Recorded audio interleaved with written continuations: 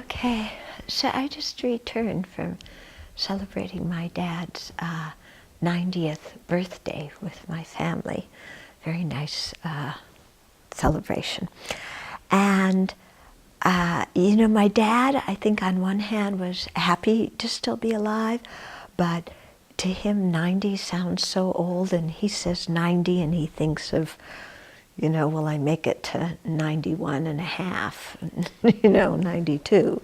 Or no, will I make it to 90 and a half or 91 or, And I was thinking, regarding long life that the thing is not how long we live, but the quality of our life. And by quality of life, I don't mean, whether we have all of our physical faculties and can go jogging and skiing and hockey playing and basketball and volleyball and that kind of stuff. But by faculties, I'm thinking of our mind and of making our life useful. Because if the goal of our life is just pleasure and the pleasure of this life, then it doesn't really matter how long we live, because at the end of the day it's all going to be like last night's dream and it's going to be over.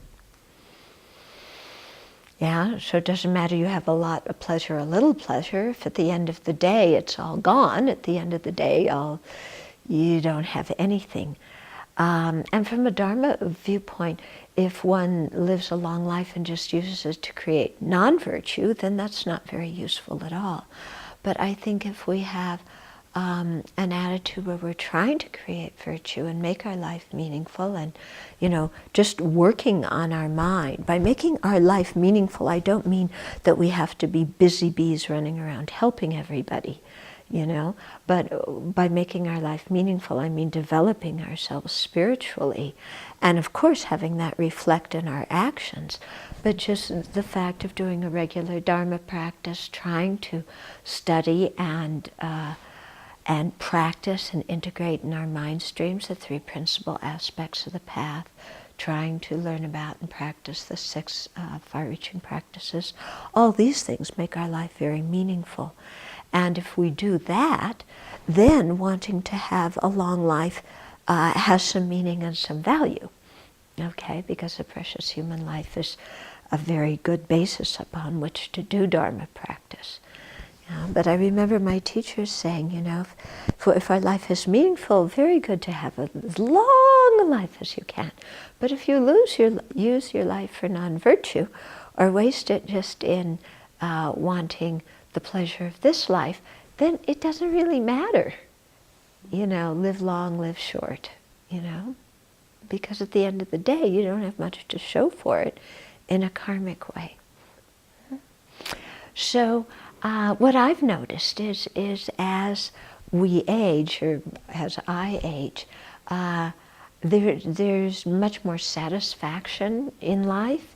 And I think a lot of that comes from holding precepts, because as you hold the precepts, then you're doing constant purification, because you have the strong determination to avoid those specific non-virtuous actions. And then also you're doing constant accumulation of merit.